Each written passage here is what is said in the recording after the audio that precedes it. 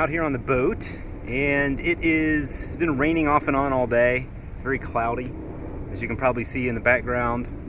It's been very cloudy, off and on rain, and I came down to get some work done. So I spent most of the time kind of cleaning the boat and playing around with some polishing and waxing, which I'll talk about in a second.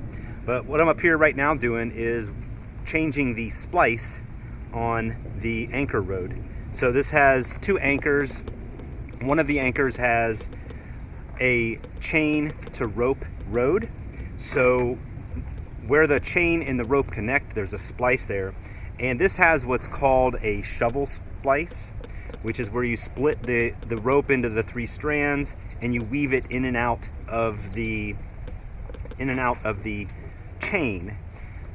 That splice is not quite as strong as a traditional back splice, which is where you take the three strands and put them through one link in the chain and then bring them back into the rope through this, weave it through the strands like a traditional eye splice or any kind of splice where you're taking the rope back on itself. So what I'm going to do, I'm going to take this splice, this shovel splice, out of the chain and put it and change it back to, or change it to, a back splice.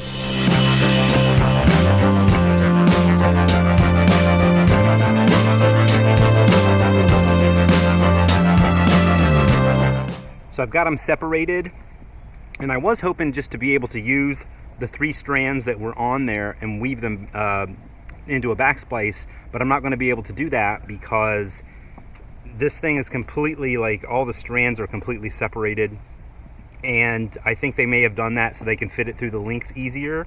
So I'm going to just cut off the end and just start completely over with the back splice. So if you can kind of see here, what's happened is each strand has been separated into multiple strands by itself.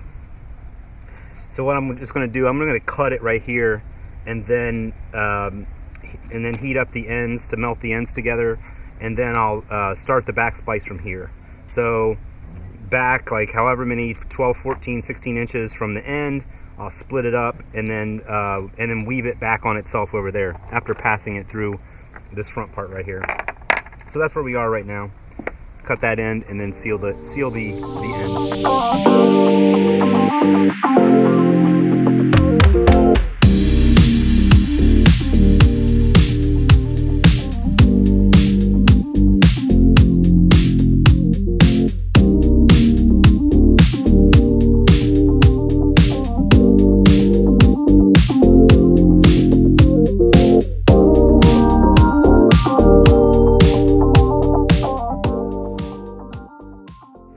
So it's a little sunnier out right now. Most of the clouds have gone. It's still very humid out here.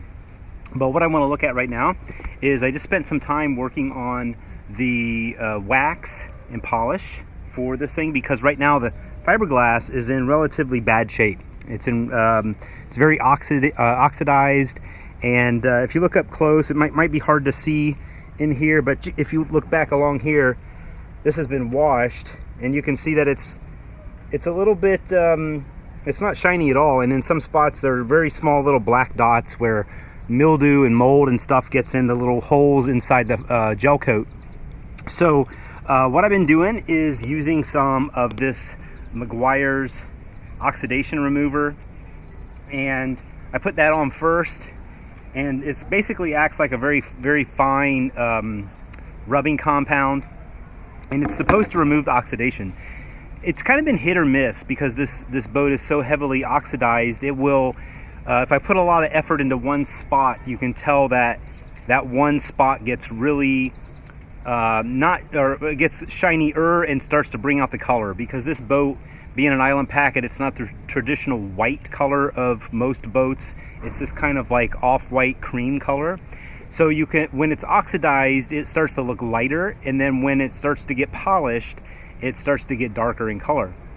So after going over with the oxidation remover a lot of it has gotten kind of almost splotchy, where there are some spots where you can tell that, it's hard to see probably on the camera here, but there are some spots where the oxidation remover, you can tell, has has done its job, and it's really starts to get shiny. The next step in this kit is the high gloss polish, which is kind of a little bit finer than the oxidation remover.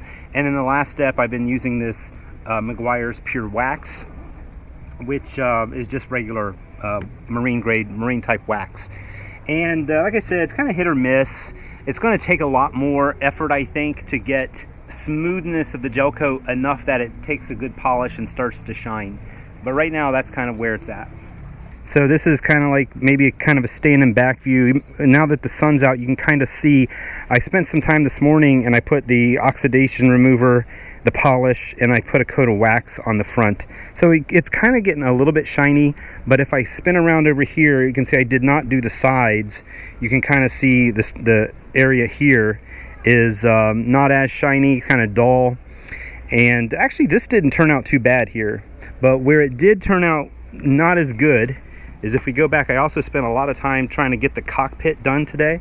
So back here in the cockpit, I don't know if you can see it on the camera or not, but right along that edge there, that's kind of blotchy. There's some dark areas and some light areas, where the light areas are the oxidized part that didn't get all the way polished, and the dark areas are the ones that got polished. And then also I spent a little bit of time on this bulkhead right there, and that turned out pretty good. You can see, probably you can see that in the camera. That looks pretty shiny. That worked out well. But here it's going to take some more work, and what I'm debating is whether I should continue with this Meguiar's oxidation remover, or whether I should find some other type of color restorer and try that, or maybe even rougher than the oxidation remover, maybe rubbing compound, and go over with it and try to get some of those color differences out of there. But that's what I spent most of the day today doing, is doing some of the polish, and then of course that anchor splice, the back splice that we did on that. And that anchor, by the way, that one goes up here to the Fortress anchor, which is a Danforth tight. And this anchor, this is interesting. We'll look at the anchors. This is interesting here with these two. This particular anchor here, the Fortress, at one point you can see there's a hole drilled in it right in the front, and I think someone drilled that in there because it had like a little shackle in there, and the shackle allowed it to come and attach to this pin here.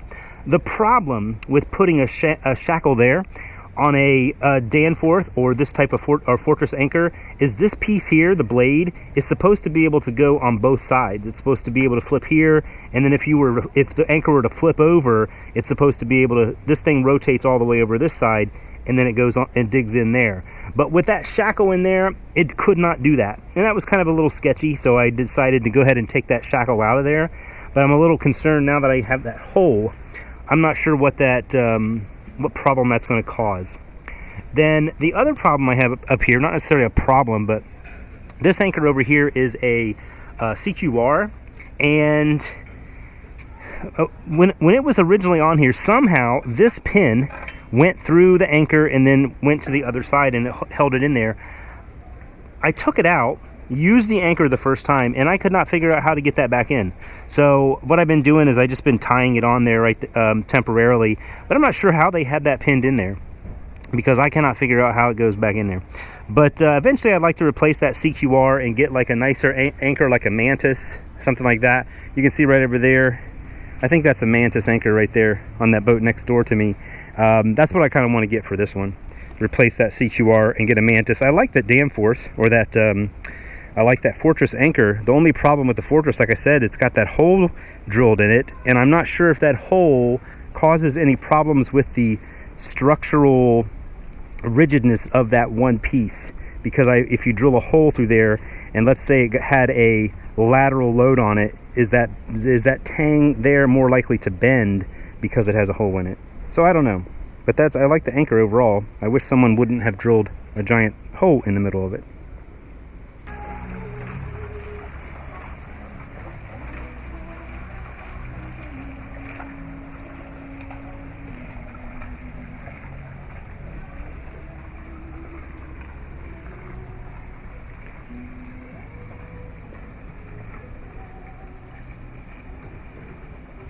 Now that was a little unusual. I've seen that thing here before, actually, last year I think it was, and it's some sort of not what do you call those, with the swinging leg things, like kind of like a treadmill, but it's not a treadmill, but it kind of looks like that, and it uses that motion to power the boat, which is kind of unusual. Last time I think we saw it here, the guy there was like an older woman who was sitting in a lawn chair on the front, which is unusual. But here we are again. We're still we're at the marina. A couple changes with the marina. This is Annapolis City Marina. A couple changes that have happened. You can see here the main dock shop there. They painted it green, so it's no longer the red color. It's like a bright greenish color. And then over here on the side, that yellow building, that used to be some other color. So now they've turned it yellow, and allegedly, apparently, sometime in the future, those other two buildings are also going to be painted some other color. Perhaps, like, I think it's supposed to be lighter colors, like you can tell where they're going with that red and then with the green. But that's where what the marina looks like after some painting.